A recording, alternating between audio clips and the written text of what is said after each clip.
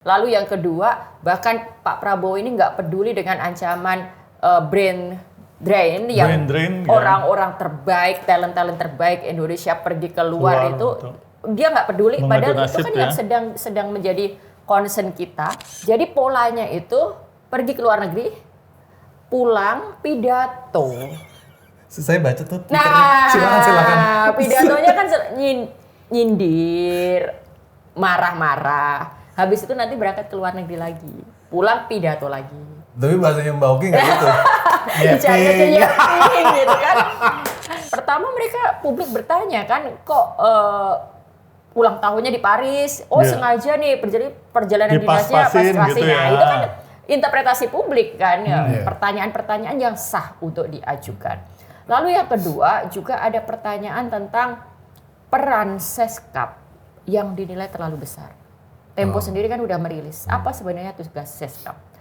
Seskap sendiri kan memang kita bisa melihat akhir-akhir ini dia menjadi juru bicara atas banyak persoalan. Semuanya dia yang ngomong, sampai kemudian dia bilang inflasi hampir mirip Perdana Menteri jadinya. Iya. Terus ada banyak bukti bagaimana menteri-menteri itu seperti harus laporan kan diplomasi kita. Kenapa Yaman gitu loh? Itu dubes Yaman mempertanyakan Australia gitu. Kenapa negara kami? Apa alasan beliau? Mbak, nah ini nih kita bahas yang gelap terang. Ini penampilan baru nih. Nah, gelap terang lari ke Yaman. Nah ini gue harus bacain nih, takutnya salah nih. Oke, nih. Pak Presiden bilang gini, ada yang mau kabur, kabur aja. Kau kabur aja ke sana. Mungkin ada yang mau kabur ke Yaman, silahkan. Nah, ini kata Presiden Prabowo, kok senyum-senyum gitu. Apakah ada tokoh yang dibidik dengan representatif dari Yaman gitu kan? Lu mau tanya. Lu begini muter-muter dulu. Atau jangan-jangan salah sebut, harusnya kabur aja ke Yordan. Seperti saya. Iya, makasih. Gimana tuh Mbak? Gimana tuh Mbak? Jadi saya sebenarnya agak kaget juga dengan pidato terbaru Pak Prabowo ini. Bahwa Pak Prabowo setiap pidato mengagetkan itu sebenarnya selalu terjadi. Tapi ini kaget banget. Pertama adalah Indonesia Gelap ini kan sudah terjadi setahun lebih, gitu kan? Itu kan awal dari sebelum Agustus bahkan. Ya, betul kan? Nah, lalu tiba-tiba disebut lagi Indonesia Gelap gitu. Yang pertama adalah Pak Prabowo seperti masih juga belum paham dan belum menerima. Indonesia Gelap itu adalah bentuk kritik.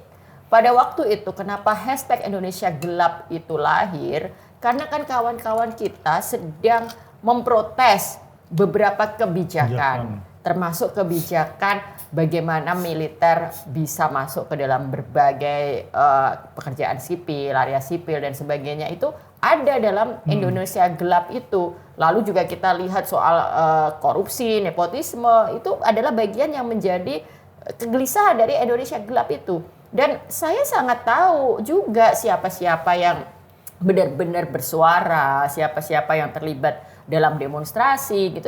Saya ada di situ gitu loh. Jadi saya tahu ini adalah gerakan genuine yang melibatkan antara aktivis menggunakan aktivisme digital di internet, menciptakan hashtag, lalu juga dalam bentuk demonstrasi, unjuk rasa di jalanan. Kan memang sekarang gerakan itu harus seperti itu, memadukan antara digital dan ruang digital nyata. Dan offline. Dan itu yang terjadi gitu di Indonesia Gelap loh.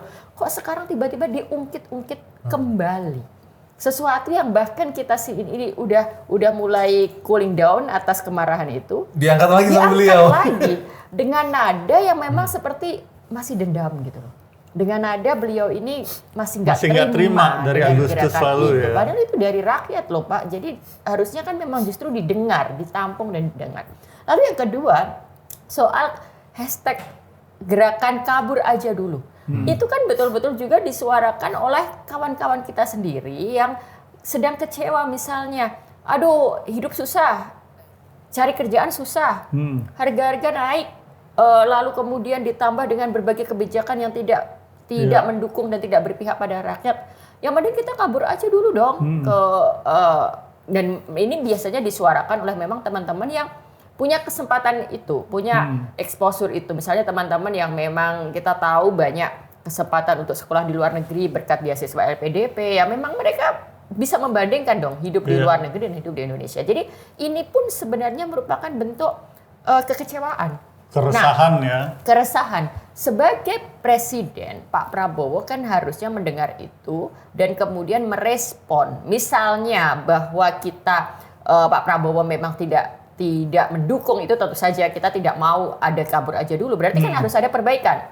Berarti harus ada tindakan nyata yang menunjukkan, oh pemerintah mendengar, kami sedang berusaha memperbaiki. Jangan kabur aja dulu. Karena kita sama-sama sedang membangun negara, kan harusnya kayak gitu ya. Nah berarti seorang presiden ngomong, udah kabur aja dulu. Itu berarti, ini kan jelas bukan sindiran. Bukan sindiran, itu yang pertama adalah... Apa karena reaksi lepas tangan lagi? Atau reaksi berlebihan dari presiden? Negara udah mulai lepas tangan bisa juga loh, udah capek. Negara tidak mau mendengar, negara tidak mau mendengar suara kritik ini, tidak mau melakukan perbaikan. Lalu yang kedua, bahkan Pak Prabowo ini nggak peduli dengan ancaman brain drain yang orang-orang terbaik, talent terbaik Indonesia pergi keluar itu, dia nggak peduli. Padahal itu kan yang sedang menjadi concern kita. Lalu juga tidak peduli pada bagaimana kata-kata ya udah kabur aja dulu, itu semakin memperburuk sebenarnya kepercayaan kita semua pada negara. Nah, lalu yang terparah dari pidato terakhir itu adalah nama negara disebut, bro. Literally gitu kan, kata Yaman gitu. Sebagai seorang presiden, komandan atas diplomasi kita. Kenapa Yaman gitu loh? Itu dubes Yaman mempertanyakan Australia gitu. Kenapa negara kami? Apa alasan beliau tuh? Kenapa? Ya berarti kan kita harus read between the line aja ya. Maksudnya kita nggak bisa naif mengatakan ya kebetulan aja ini Yaman gitu. Kita sama-sama tahu bahwa memang Yaman itu kan selama ini sudah menjadi olok-olok di media sosial karena dikaitkan dengan tokoh-tokoh tertentu yang itu adalah keturunan Yaman yang misalnya Pak Anies Baswedan. Misalnya kita terbuka aja mengatakan Pak Anies Baswedan itu salah satu orang yang selalu diolok-olok. Lu keturunan Yaman, sana balik aja ke Yaman. Misalnya kayak gitu kan, diasosiasikan itu. Jadi penyebutan nama Yaman itu bukan gak ada konteksnya. Itu ada konteksnya. Jadi kan jelas dia akan menyakiti pihak-pihak tertentu dong.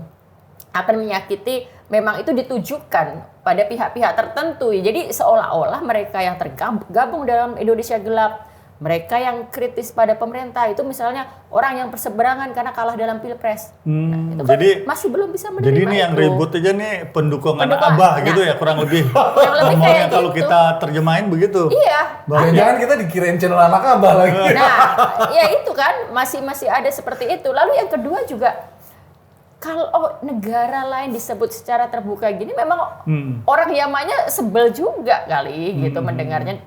Negara Yaman akan sebel juga dengan pernyataan Presiden Indonesia ini. Jadi di sini kita bisa melihat sebuah gestur yang memang sama sekali tidak bijak dari seorang presiden. Bagaimana dia bersikap seharusnya terhadap suara rakyat. Bagaimana dia seharusnya mengolah cara bicara, bagaimana dia merespon, itu nggak ada wisdomnya, nggak ada sama sekali gestur itikat baiknya. Nah, yang menarik kalau dari Pak Prabowo, ini kan bukan hanya terjadi sekali. Setiap sudah kali pidato selalu seperti out of control, seperti betul-betul hanya bicara apa maunya, yaitu selalu menyalahkan orang, emosi. Keluar kata antek asing, keluar kata orang-orang pinter itu hanya mau Indonesia hancur kan gitu kan. Pengamat saya suruh tertibkan. Nah, ini kan sudah menjadi pola dari komunikasinya Pak Prabowo. Malah saya juga kemudian ya agak juga mempelajari pattern gitu. Selama pemerintahan Pak Prabowo kan kita tahu Pak Prabowo sudah ke luar negeri berapa kali? Banyak sekali 50 kali. Nah, 50 kali. Terakhir yang Amerika 50 kali. Betul. Menurut catatan yang saya baca ya. Iya betul. Terakhir yang kemarin dong, yang dari Rusia lalu ke Prancis yang merayakan ulang tahun Seskap bersamaan dengan merayakan ulang tahun Seskap di kunjungan di Paris itu. Langsung rame itu ya. Langsung rame itu. Terakhir itu tapi bahkan perayaan ulang tahun Seskap melebihi kan kita merayakan Hari Pendidikan Nasional, Mbak. Nggak ada kan? Nggak ada perayaan Enggak, Hari perayaannya itu ini lebih besar gempita daripada dia. Hari Pendidikan Nasional. Dan nih. di Paris ini pula netizen. kan. Nah, jadi wajar kemudian rakyat. Ini kita bicara perasaan rakyat, Pak Prabowo. Rakyat bisa menonton perayaan ulang tahun di Paris itu dan kita semua bisa bertanya, hasil kunjungan luar negerinya apa? Kok nggak ada hasil konkretnya? Harusnya diterangin ya. Terus malah ini katanya ada rencana mau ke Paris lagi, mau ke Perancis lagi. Berarti lah kemarin baru dari Perancis kok udah mau berangkat, udah ada statement mau ke Perancis lagi dalam waktu After dekat. Idul Adha kalau nggak salah. Nah, kan? Nah, jadi ada pattern dalam bahasa saya yang kemudian saya sempat juga ungkapkan di Twitter karena ini juga bentuk kritik saya kepada Pak Presiden. Jadi polanya itu pergi ke luar negeri, pulang pidato. Saya baca tuh Twitternya. Silakan. Pidatonya kan nyindir, marah-marah. Habis itu nanti berangkat ke luar negeri lagi, pulang pidato lagi. Tapi bahasanya Mbak Oki nggak gitu. Yeping gitu kan. Nyinyir, yeping gitu. Nah kalau itu terus berulang kan memang orang bisa baca patternnya hanya presiden kegiatannya hanya seperti itu gitu loh. Dan kita juga bisa mendengar terus isi pidatonya juga hanya itu-itu aja gitu.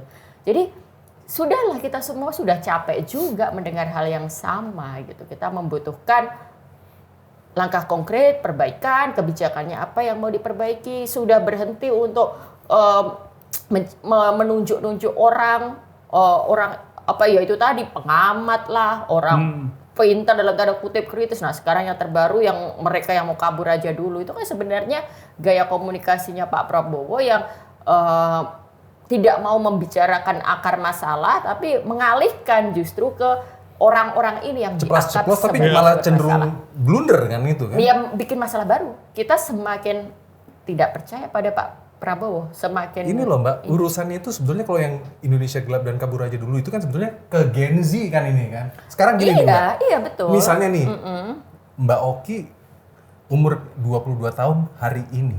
Iya enggak?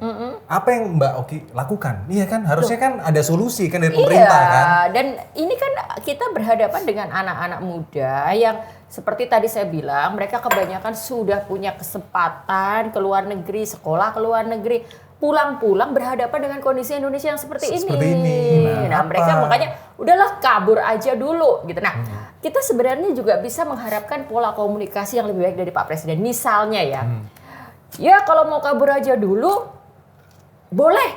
Seperti saya dulu. Saya dulu juga kabur aja dulu. Tapi kemudian saya pulang. Saya jadi presiden. Dan saya ingin membangun bangsa. Kan kayak gitu lebih baik dong. Iya. Ada muter-muternya dulu aja.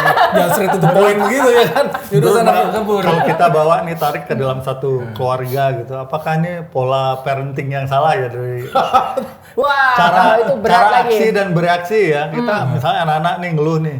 Kok makanan gak enak di rumah gitu misalnya MBG gitu ya. Tapi jangan ngomong lu pergi aja sono gitu. Jangan diusir kita gitu ya. Jadi dalam konteks Pak Prabowo kita sudah karena beliau presiden, maka kita sudah nggak pada konteksnya ngomongin apakah ini karena pola parentingnya salah atau karena trauma masa lalu dan sebagainya. Tapi sekarang Pak Prabowo Anda sudah jadi presiden yang kayak gitu sudah nggak boleh muncul lagi. Kan gitu. Omongan-omongan seperti itu tidak layak untuk dikemukakan. Termasuk ya dasmu gitu. Ya. Masih inget aja licin. Karena iya. Dan efeknya gini loh ya. Misalnya Pak Prabowo itu ngomong gini. Saya sudah punya data intelijen. Pengamat-pengamat itu gitu kan. Itu kan nggak bisa kita katakan sekedar ngomong. Itu kan implikasinya besar. Ada rasa teror yang juga ingin diciptakan. Gila kita semua teror halus ada di data intelijen. Saya perintahkan untuk amankan, gitu kan? Nah, apa ditertibkan bukan ditertibkan. Nah, ditertibkan itu ketika didengar oleh aparat bawahannya Pak Prabowo, itu kan bisa diartikan dengan berbagai interpretasi yang berbeda. Ada yang berpikir ambil. Oh, ditertibkan.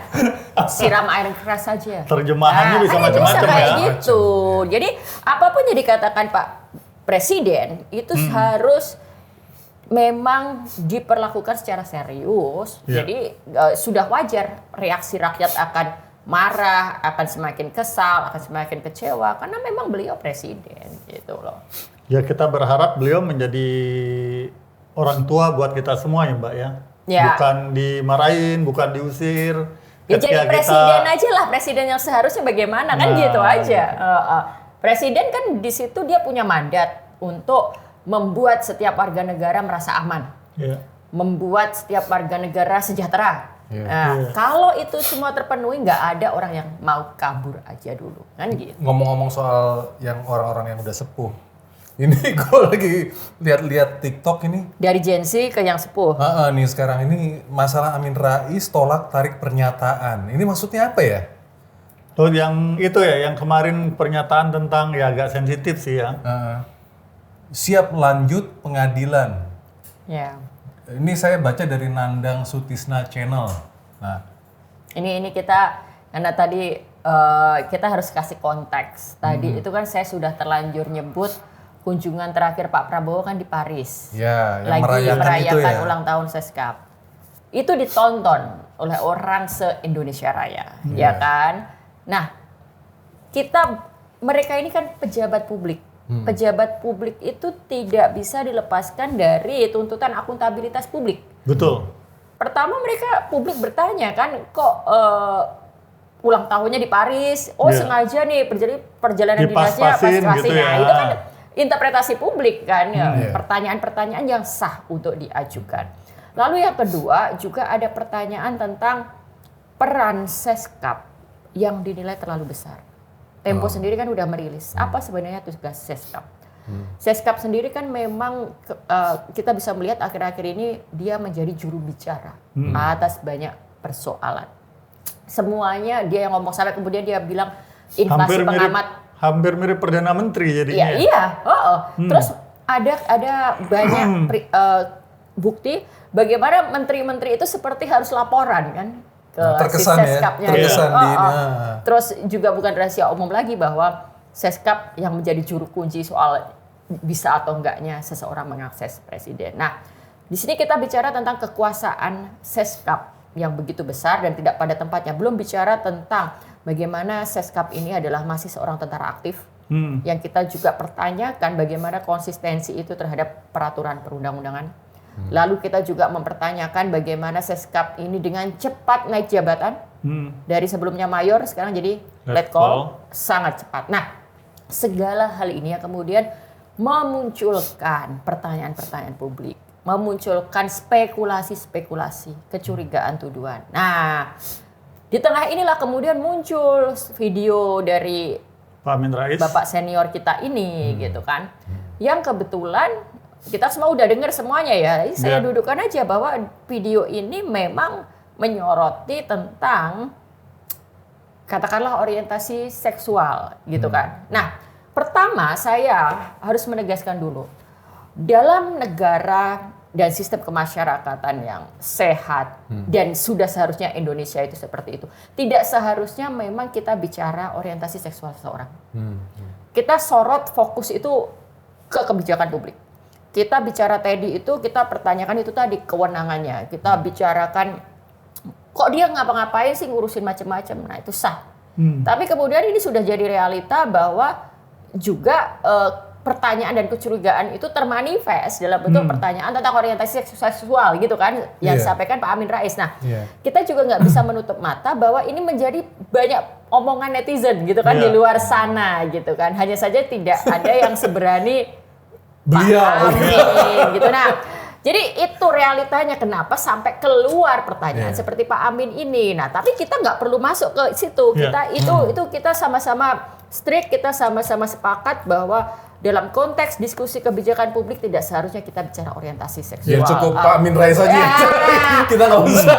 Betul. Nah, tapi kemudian saya mau secara khusus ingin menanggapi tentang sikap dari Komdigi. Dengan sangat cepat video itu baru muncul, kemudian kan langsung keluar reaksi dalam bentuk pernyataan resmi yang diunggah di mana-mana itu bahwa itu akan dikategorikan sebagai hoax dan bahkan dia disebut secara nyata di tulisan, karena saya sempat baca, sekarang sih AI udah juga nggak ada. disebut. Itu bahwa yang menyebarkan akan ikut dikenai pasal. Nah, pertanyaannya kemudian, ini kalau pertanyaannya paling basic ya, cepat banget ya Komdiji ya, giliran urusan kayak gini cepat banget. Tapi kalau ngurusin judi online, ngurusin scam-scam yang merugikan rakyat, banyak banget kan kita gara-gara salah klik konten atau apa, tabungannya hilang, bahkan ketipu sampai kemana, itu banyak. Sampai sekarang belum beres. Jadi menurut Mbak tuh cepat karena apa, Mbak? Nah, jadi Komdiji hanya bekerja ketika sesuatu dianggap mengganggu kekuasaan.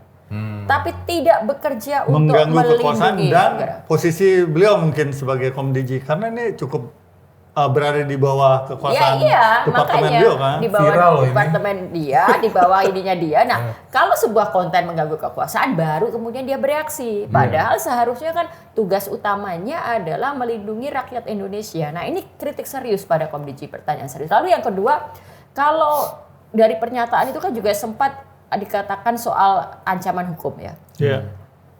Ini nanti perlu dicek lagi. Kalaupun konten yang dipersoalkan adalah konten seperti yang disampaikan Pak Amin Rais itu, apakah Komdiji punya kewenangan untuk memproses secara hukum? Nah itu kan harusnya secara hukum orang yang disebut itu yang melaporkan ya. Jadi delik aduan ya. Betul. Jadi di sini sorotan kita maka sudah selayaknya kita mempertanyakan, menggugat posisi dan keberpihakan Komdiji. Karena kita ingin juga Komdiji itu menjalankan fungsinya, tugasnya untuk melindungi kita semua dari hoax, dari scam, dari penipuan. Bukan hanya ketika ada konten yang dianggap mengganggu kekuasaan. Gitu.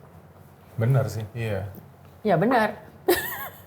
Jadi sekarang ini posisi seperti apa sih Mbak? Kelanjutan dari case ini apakah berlanjut tuh hanya lewat pengadilan atau bagaimana? Ini sih saya lihat udah.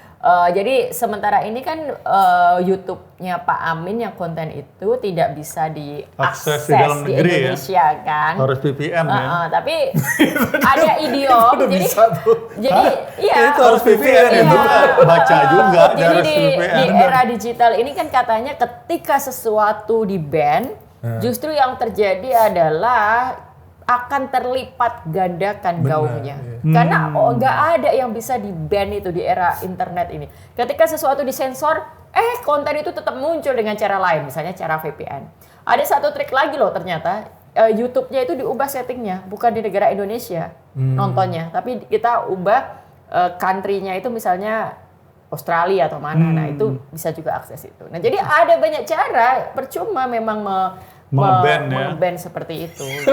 Makanya dari orang yang nggak aware jadi aware-nya ke sana. Itu gimana? Ini pertanyaan terakhir deh dari saya nih. Ini bukan soal yang grandpa itu. Enggak.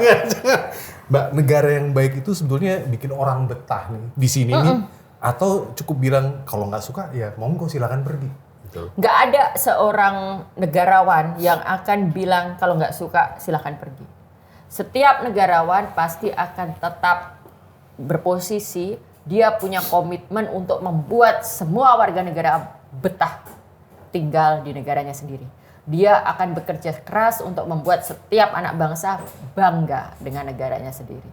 Jadi ketika seorang presiden justru ya udah pergi aja, kita patut pertanyakan kenegarawanan beliau. Setuju. Dan ya Pak Prabowo adalah presiden gitu kan. Kita harapkan kita masih ya pengennya nggak buruk-buruk amat lah gitu ya gitu. Harusnya. Kita juga nggak berharap beliau sempurna kan.